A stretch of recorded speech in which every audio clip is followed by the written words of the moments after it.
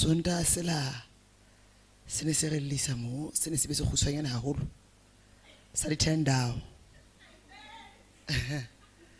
ke sona Sonta seo le re hande tibudima ka ta ho bua le nna ka taba eno ebe ke ya hae ke tonne matadi mo fela ke sa tsebe na ke tlo etsang ka morao mono. I was at work, she calls me, "Mommy, I have news." Na ditaba tsona tsona ke di feng? I think I got a job. Out of nothing that I had, the Modimo demanded me. I did. That Modimo blessed us the following day. The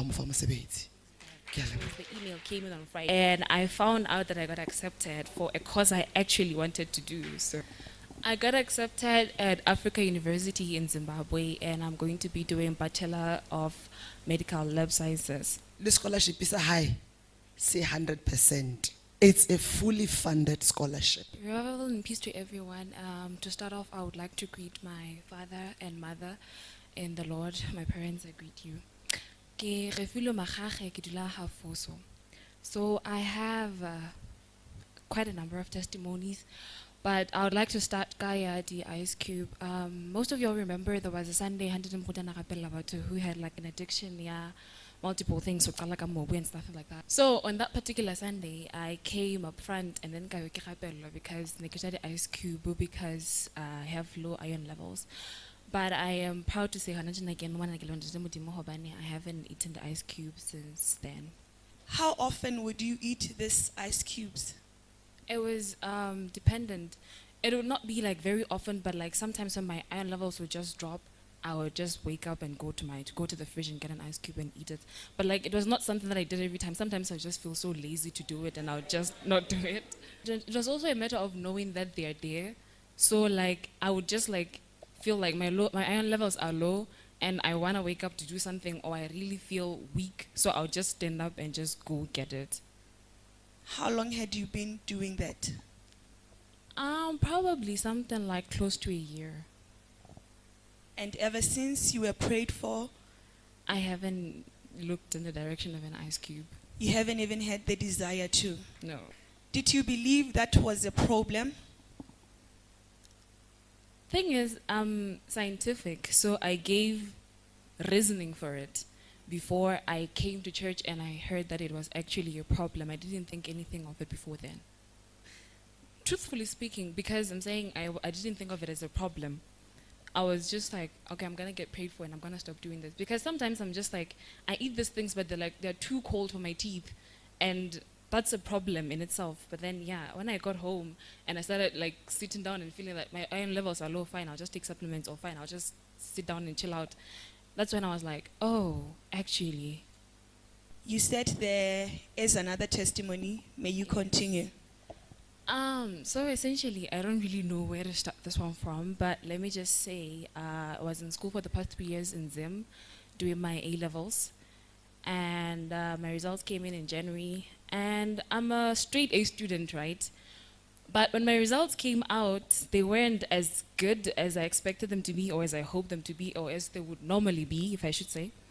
So that kind of like posed like a challenge in getting a school placement where I wanted and everything like that. In places where I would like apply, sometimes I would get like acceptances, yes, but then they don't offer the scholarship because my results don't really like match up the standard that they were hoping for. So I was just so at home depressed, and like same time I was also trying to get like a part-time job to keep me busy until like I guess maybe when I go to school. But like the job I had applied for was taking time, a lot of time, because I was supposed to I was supposed to start working in like March, but that didn't happen until very late, like June, I think. Yes, June. So what basically happened with the job is that like the people who sponsor me for school, yeah, they have this internship for people who they sponsored who are waiting to go to transition to university, right? So essentially, when I was at home, I talked to them and I gave them my CV and everything, and they were just like, fine, we'll let you know when the job is approved and everything. So that was like beginning of February when I came to my surgery, because I was in Butterworth the whole time. So I only got the confirmation for the job in June after a Sunday, after the prophet was praying and saying that if you want your job, you have gotten it. And I remember talking to the Holy Spirit. I was like, Holy Spirit, this is me. God is talking to me. I am getting this job because I am so tired of sitting in the house looking at the windows and the ceilings. Like, I got so depressed. It was like, I was like so irritable all the time. My mom would come home and be like, what's for dinner? And I'm like, oh my goodness, why is she asking? I'm just going to serve her food. Because I was like so worried as to like, you know, you want to do something with your life, but you're not doing anything. You're just at home all the time doing nothing. It just gets to you if you're someone who likes to do things. So yeah, I got to that point, and it was on a particular Sunday. I came to church, and then like during the worship session, right?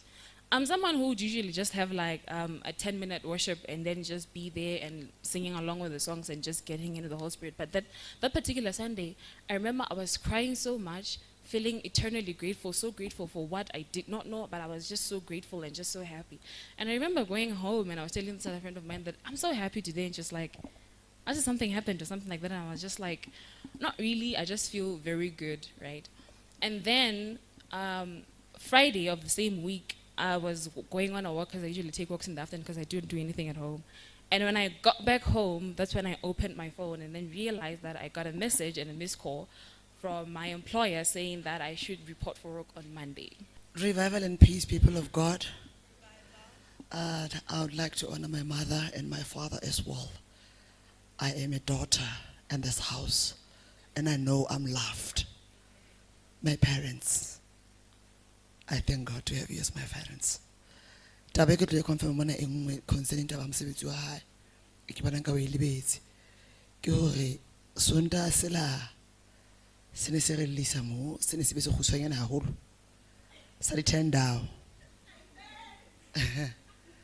Ke sona sonta seo le re 𝗦𝗔𝗦𝗦𝗜𝗢𝗔𝗥𝗦𝗦𝗢𝗙 𝗙𝗨𝗡𝗘𝗙𝗏 𝗙𝗨𝗡𝗅𝗙𝗥𝗩𝗏 I went to work on Monday.